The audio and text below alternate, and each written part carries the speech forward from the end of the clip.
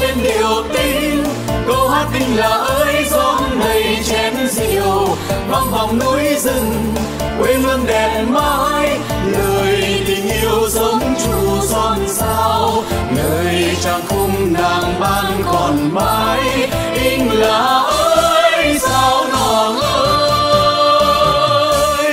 mùa nơi về đây tụ hồi, nghiêng say bước chân ngân ngây. Tiếng đàn em nhịp nhàng điệu nhàng, tiếng khen anh dặn dịu bước chân. Tiếng bí ai đang vang rào rạt, tiếng hát ai gần như suối reo. Để hôm nay hội thái đến xe.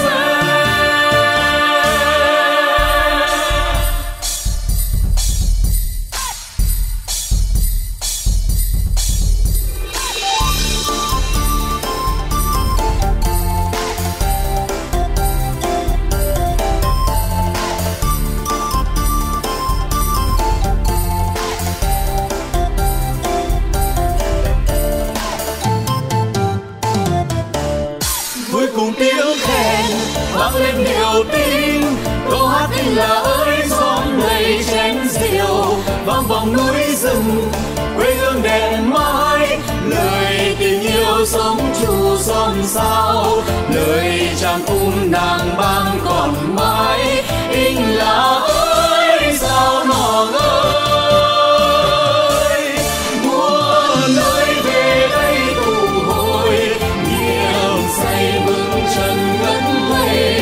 Tiếng đàn em nhịp nhàng điệu nhàng, tiếng khen anh dặn dịu bước chân. Tiếng bí ai